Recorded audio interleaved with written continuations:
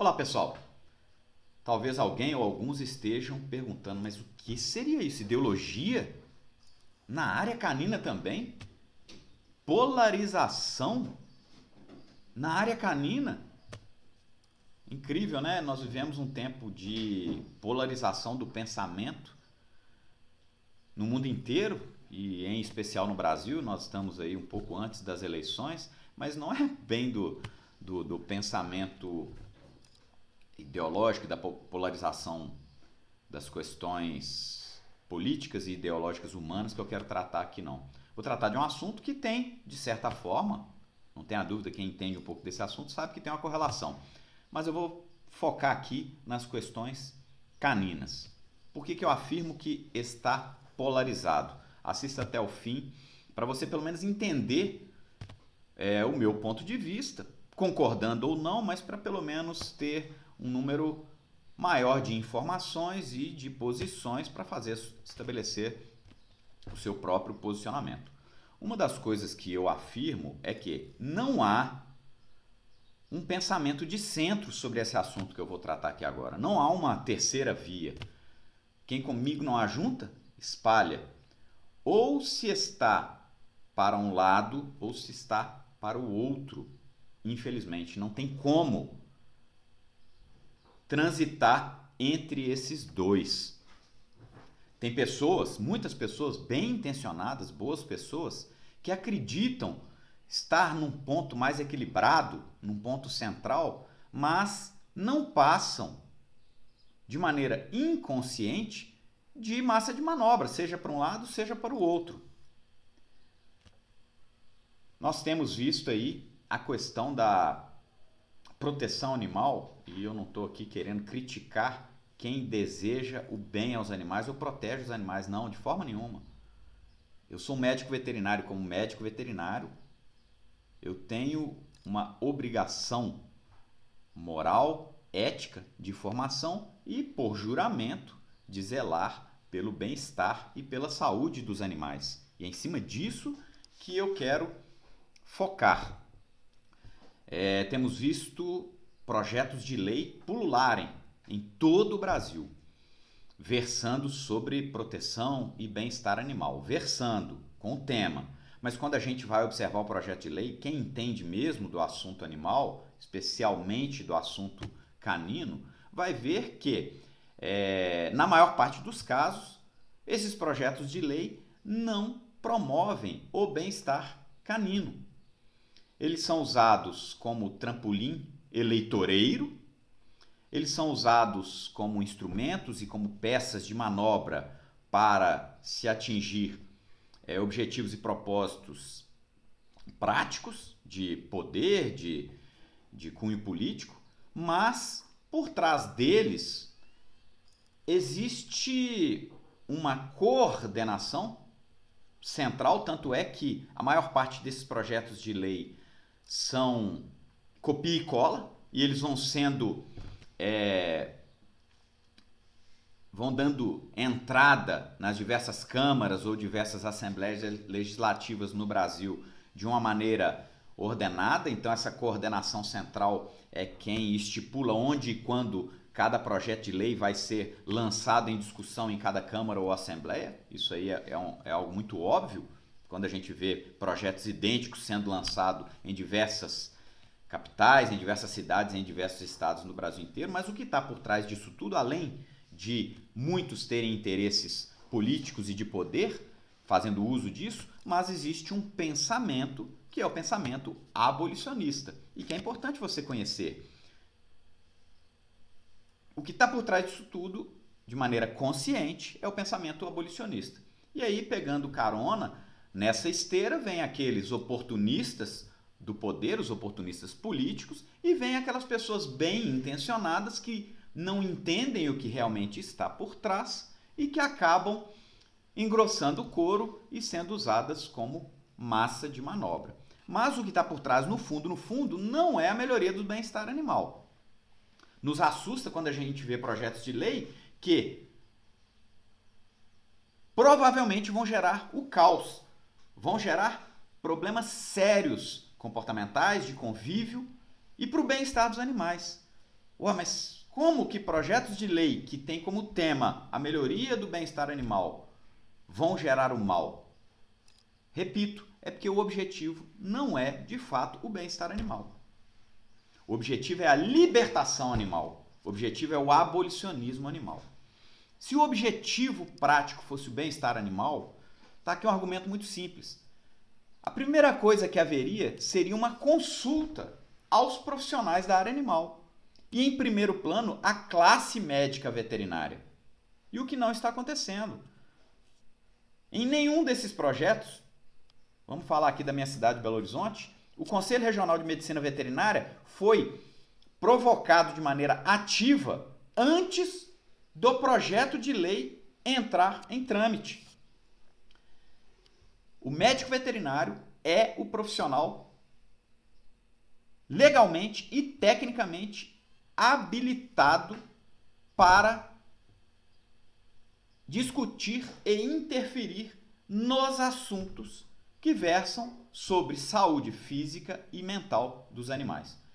Eu não digo um médico veterinário ou outro médico veterinário alinhados ideologicamente com essa causa, não. Estou dizendo a classe médica veterinária sob o aspecto técnico, representada pelos conselhos regionais e pelo Conselho Federal de Medicina Veterinária. Mas, além disso, existem outros profissionais também habilitados tecnicamente para isso. Os zootecnistas e também os treinadores de cães que sequer são ouvidos. Os policiais que conduzem, que treinam e que conduzem cães, as instituições policiais, militares, etc.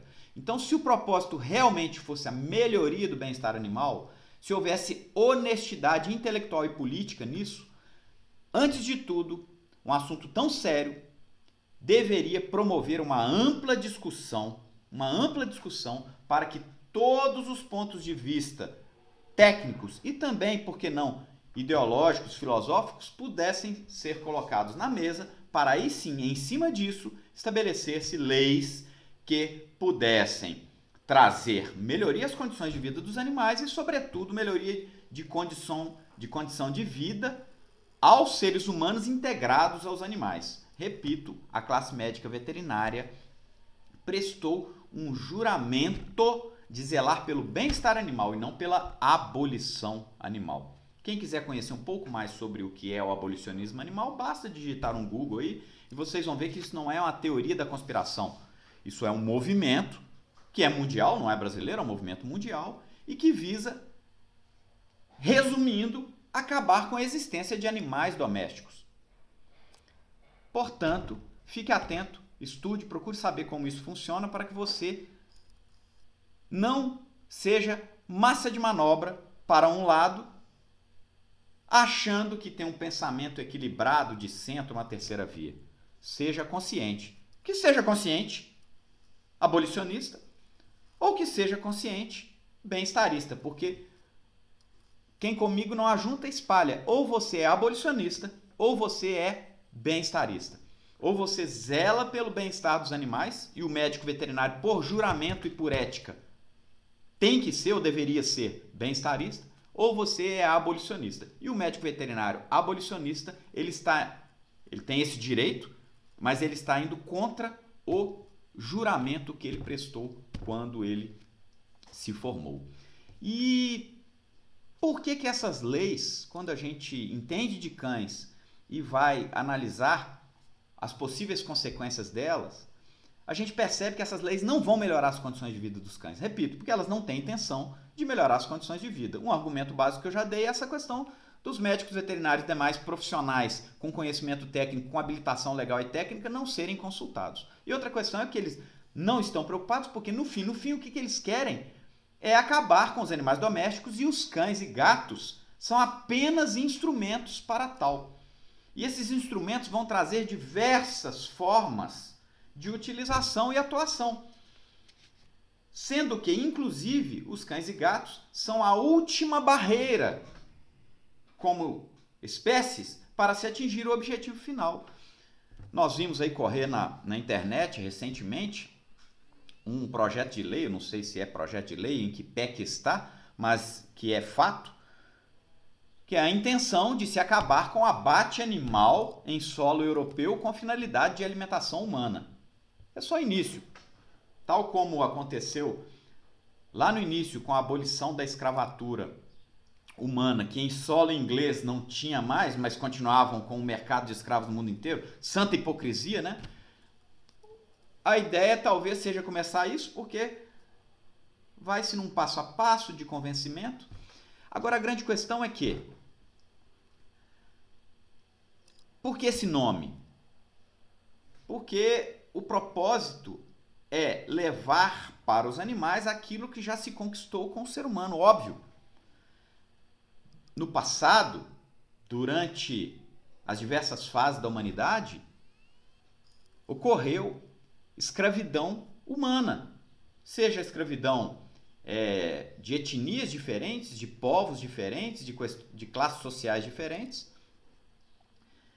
lá e cá, em diversos vetores diferentes. O fato é que já não mais se concebe, há quase 2 séculos, a escravidão humana. É óbvio, é inconcebível eticamente, é inconcebível isso.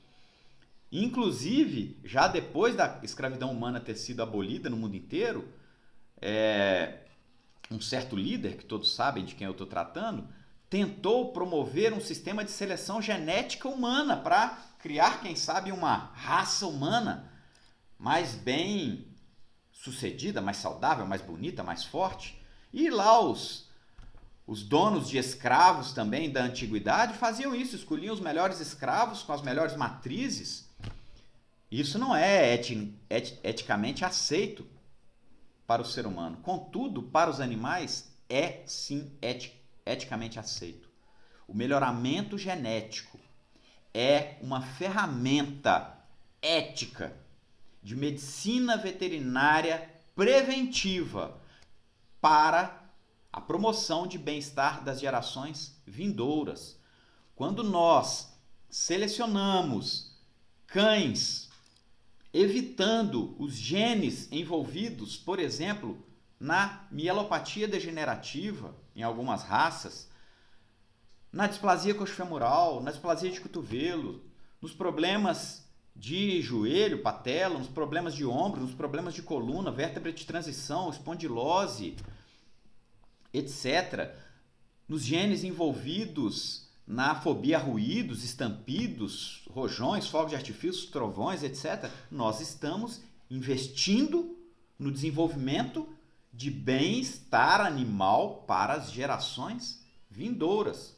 Algo que não é ético para o ser humano é sim ético para os animais. Então, quando se combate a criação de cães, a criação dirigida de cães, a criação de raça de cães, está se combatendo o bem-estar. Esse é mais um motivo para entendermos que essas pessoas não querem o bem-estar, elas querem abolir. E por que querem interromper a existência dos animais domésticos? Porque para existir animais domésticos, tem que haver propriedade sobre os animais domésticos. E se eles são abolicionistas, são contra a propriedade, tem que acabar com os animais domésticos. Porque os animais domésticos só têm razão de existir se houver propriedade sobre eles. É um raciocínio difícil, mas vamos prosseguir. E os cães são a última barreira. E por que eles são a última barreira? Se você consegue, em tese, interromper o abate animal para consumo humano, já que pensam ser possível talvez o convencimento de toda a humanidade e tentam de toda forma, a ser vegana, e aí nós não vamos abater mais vacas, porcos e galinhas para nos alimentar, opa, então quer dizer que pelo menos o abate animal para o consumo humano foi interrompido, ótimo.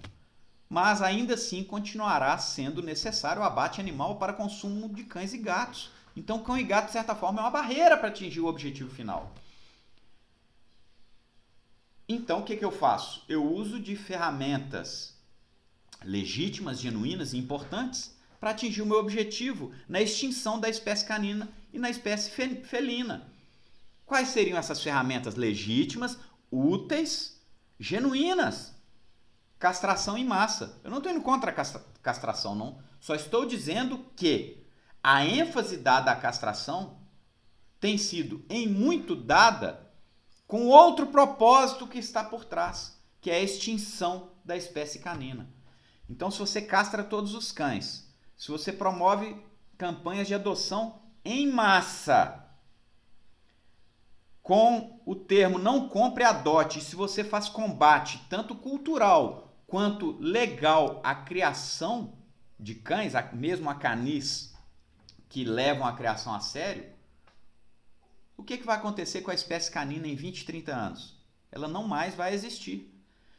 Cães e gatos não existindo em 20, 30 anos, não mais será necessário o abate animal para essas espécies que necessitam de proteína animal. E aí, se você não tem necessidade do abate animal para humanos, não tem necessidade do abate animal para uma espécie que já não mais existe, cão e gato. E aí, não tem mais propriedade animal sobre galinhas, sobre porcos e sobre bovinos. Cabe uma informação aqui interessante, agora recente. Na Espanha, cães e gatos foram elevados a uma categoria diferenciada dos demais animais. Isso faz parte do processo também. No Brasil já estão tentando isso. Inclusive, nessa lei Animal Não É Coisa, estão tentando conseguir com que cão e gato seja elevado a essa nova categoria. E por que cão e gato? Porque cão e gato atende a um propósito especial e também cão e gato geram uma comoção especial, principalmente na cultura ocidental, por eles serem muito mais próximos de nós e por eles serem muito integrados à nossa sociedade urbana. Agora você não tem mais cão e gato existindo, você não tem mais a necessidade de se alimentar de bovinos, de suínos e de aves. Lá na Espanha, agora que cão e gato já têm uma espécie de CPF, porque eles foram elevados a uma nova categoria, os mesmos que conseguiram isso reivindicam isonomia para as outras espécies. E aí, quando as outras espécies atingirem também essa categoria de não mais serem propriedade dos seres humanos, nós também não vamos poder tirar leite e também não vamos poder consumir ovos. Por quê? Porque se a vaca é sujeito de direito e ela não é mais minha propriedade, o leite agora é propriedade dela. Eu estaria furtando, subtraindo, roubando o leite dela. Mesma coisa com os ovos da galinha, etc. Por quê? Porque tudo o que está por trás disso reza que os animais seriam seres, de uma certa forma, semelhantes ou estariam no mesmo patamar do ser humano.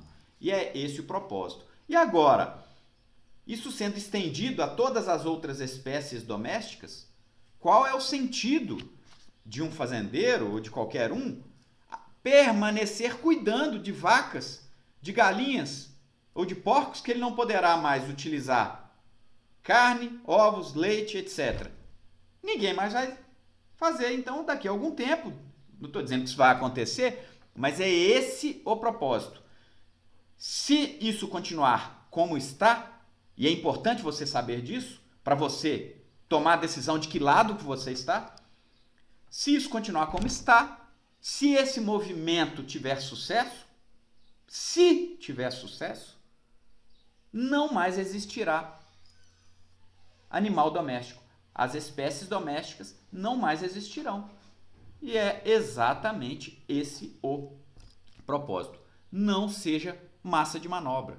Não ache que existe uma terceira via. Não acredite nisso. E quando você muda o termo proprietário para tutor, apesar de na lei brasileira ainda ser proprietário, mas quando você usa tutor, ou você faz isso consciente, você é um abolicionista, ou você faz de boa vontade e apenas é massa de manobra para os abolicionistas. Se você se diz tutor, você tem que se reconhecer abolicionista e você, inclusive, não pode sequer ter, mesmo que considerando não sendo sua propriedade, você não pode ser um tutor de um labrador, de um golden, etc. Por quê? Porque para existir esse cão, tem que ter criação dirigida.